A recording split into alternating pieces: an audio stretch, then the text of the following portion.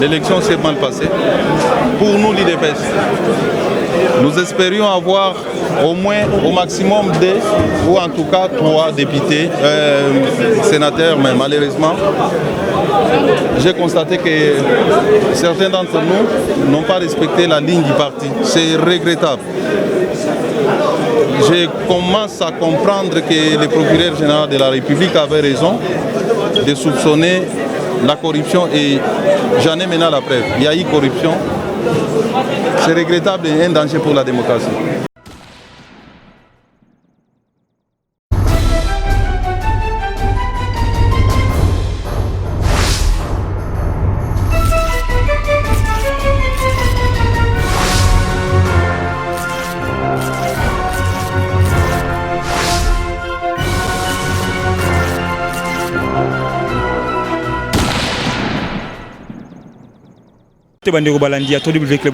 Merci parce que vous avez besoin de partout et c'est nous attendons pour la Bisso. Bino va fidèle abonné à la chaîne Abisso P6 Nabisso www.clubweb.com. Merci à tous nos abonnés. Merci vraiment, merci parce que vous avez toujours de plus en plus ébélés. Vous continuez toujours à s'abonner. Les lots, tous abonnés à l'Assemblée provinciale à Kinshasa. Oyo ezala qui promis que non les lots élection ko salema. Élection ni, ils ont élection moko, il y a ba sénateur, il y a ville à Kinshasa. Alors chose grave, ils ont 8 sièges dans la ville à Kinshasa, mais baza bongo 136 candidats. Vous avez commerce que le peuple congolais a toujours dans Maramounioso. Oh, place M. Salé Maraté. 8 sièges dans la ville à Kinshasa, mais baza bongo 136 candidats. Alors jusque-là, on a refusé à la presse d'entrée, il y a accédé pour tous les Libanda, mais pour Boyoka. Mais Maramouze Belé passe renouvellement, il y a la classe politique qui est maté. Tout les Barakalawana ou sénateur, ce sont toujours les mêmes personnes au Bazongi. Il y a un moment qui non, tout le monde qui Jacqueline Chabani mais a désisté en faveur de Bakanam sur IDPS. Restez branché avec Marquis derrière la caméra, tous les bons images qui toquent pour la Sabino Banayobala.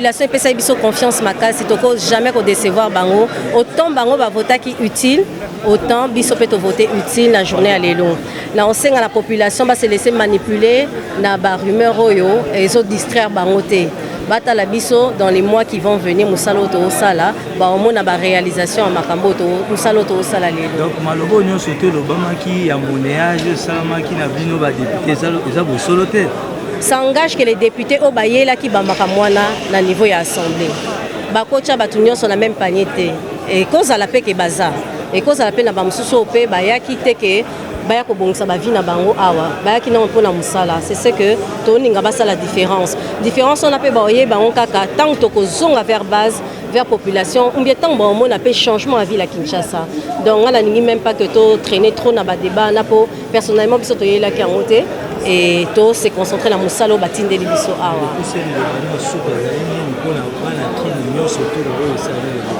bana kin bamoni quand même que na niveau ya ba vote ba voter ba candidat en tout cas ba bilonga sika côté belé na assemblée vraiment ba pe sa chance na bilongi nyonso na sika ba voter pour batala dans les mois à venir musala ne ko kenene nini c'est un peu trop tôt pour juger et puis qu'on se laisser manipuler na ba rumeur ou bien na ba jeu politique to kota na ba biloko na te batala musala ya assemblée oyo parce que eloko biso tozolo ba même na niveau ya campagne eza bilan biso to hôtel melaka likambo ya bilan il faut bilan.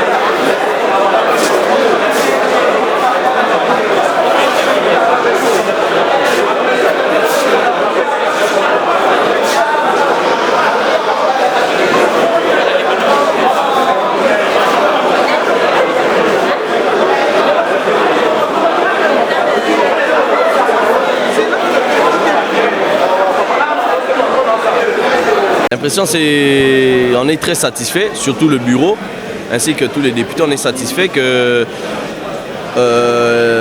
les élections se soient bien passées d'une manière vraiment très transparente. Il n'y a pas eu de contestation, il n'y a pas eu d'anomalie, tout s'est bien passé vraiment. Nous sommes vraiment satisfaits. C'était un grand poids sur notre tête parce qu'il y avait beaucoup de spéculations qui circulaient. Mais je pense que maintenant là, la population, la presse a assisté au déroulement et tout s'est bien passé. Je pense que tout le monde est satisfait en fait. Merci.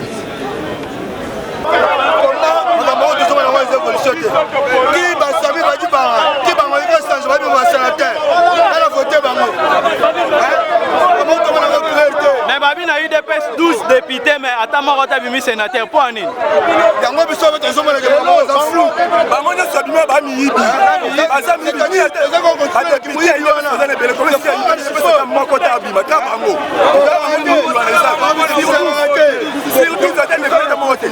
député n'a vu notre niveau, tout n'a pas question, il faut répondre. Sur 12 députés, attends, moi, tu as vu la promesse.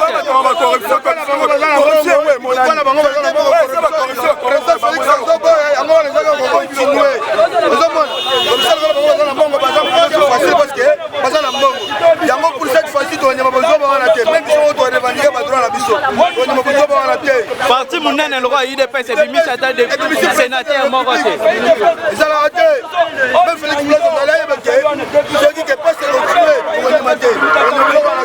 C'est bon.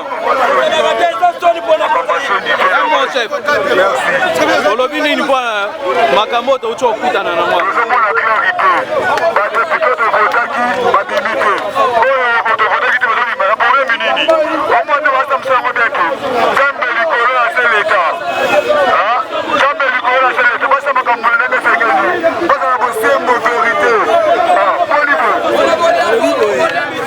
Est-ce que vraiment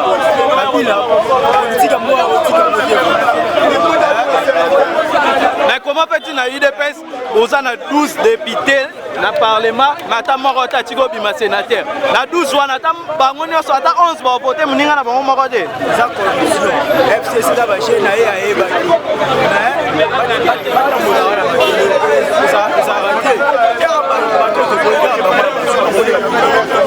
ya ba ba ba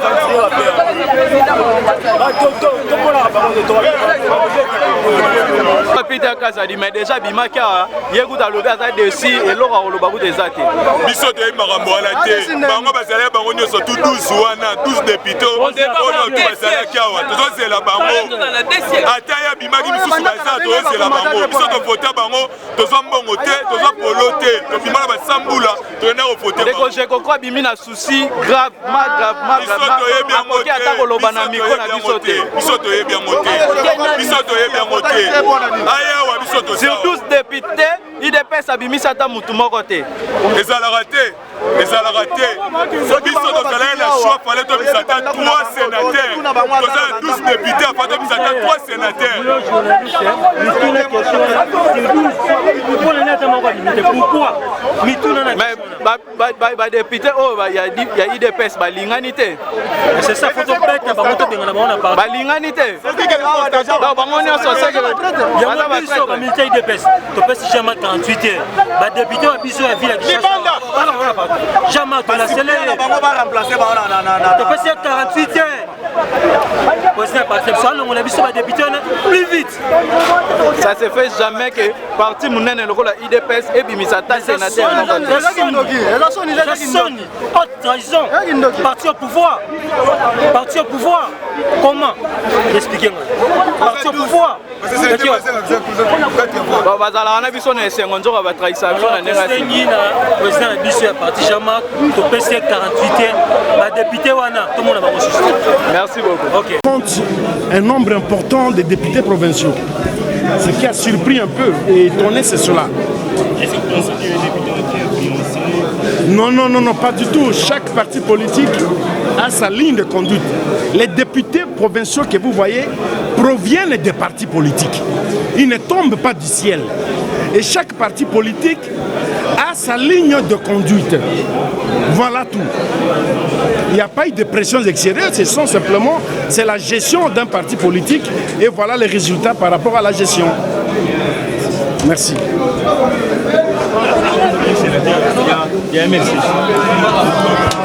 Wanzaki bongo honorable Gueringo atubima bongo sénateur na compte ya MLC et tout ça l'interview sur ça sur ana kati dozo sur mettre Peter Kazadi azo posa na tozoyer Marquis Ngabiso Marquis.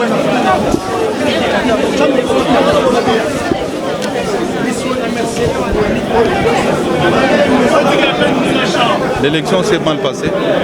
Pour nous, l'IDPS, nous espérions avoir au maximum 2 ou en tout cas 3 députés, sénateurs, mais malheureusement, j'ai constaté que certains d'entre nous n'ont pas respecté la ligne du parti. C'est regrettable. Je commence à comprendre que le procureur général de la République avait raison de soupçonner la corruption et j'en ai maintenant la preuve. Il y a eu corruption. C'est regrettable et un danger pour la démocratie. Voilà.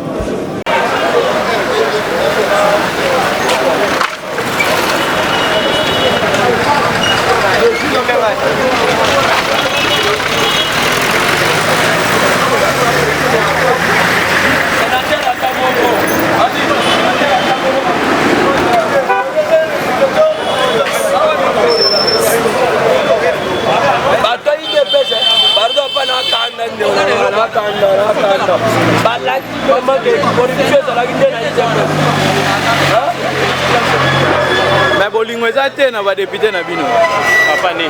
Bolingo eza te na ba député na bino. Ba député na yo bino wana to voter biso to voter. Pour na bango ba porter biso monnaie de siège pas ba député sénateur atamo. Tokobeta bango. Bakate balobiso si ba député. Tokolo bango banda kolokola ba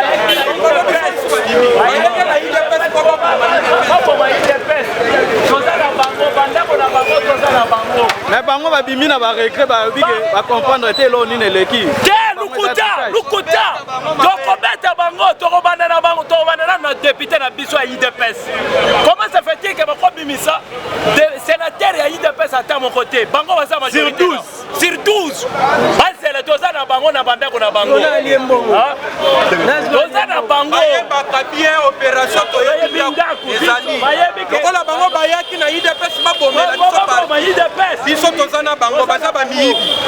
Sur 12 députés ata moko te. Ozo imaginer ni. Donc c'est que bango nde bazali bon bazali na boyina ni na kati na bango. Bayebo baboma parti. Bayebo baboma parti. Bayebaka IDPS jamais pouvoir. C'est la base. C'est une pyramide renversée.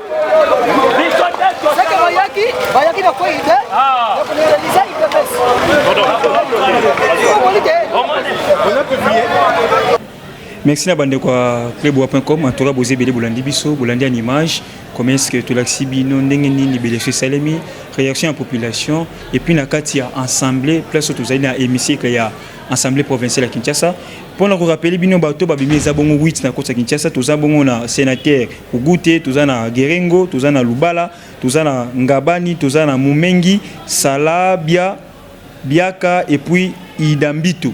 Donc bangwana baza les 8 sénateurs retenus pour la élection oyo ya ba sénateur na kata ville à Kinshasa. Mais ça moi pas si pourquoi parce que bazaki 136 outka ande bazui. Mais o esali population pas si pe o sali moi polémique mouké eza papa IDPS. IDPS azaki bongo na 12 candidats. Pardon, 12 députés provinciaux, mais tout le monde qui est dans IDPS abimi si mutouté. Tout ça comme tout là.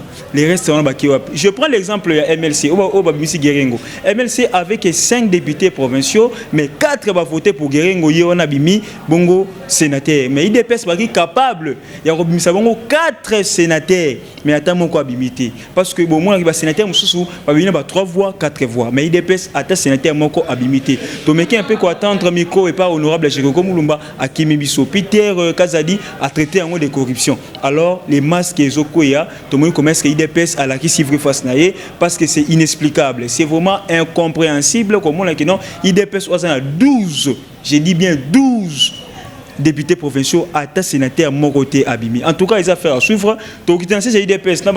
Dirigeant IDPS Toroyo Kabango explication va passer à la population ming population est à la IDPS est parti moi peuple parti moi masse mais tout le monde qui non à sénateur Moroté na kata ville Kinshasa ils a participé moi. Quant à moi je vous dis un grand merci, restez branchés sur notre chaîne. Merci à mon poste de la nation Place Azali, merci à Pichu Mangaya, merci beaucoup à Marquis Yemo Lolona Bilili, en tout cas Marquis Kitoko 565, merci aussi à Herman Apoyo, merci aussi à mon ami Jérémy Tati ainsi qu'à Francis Wala.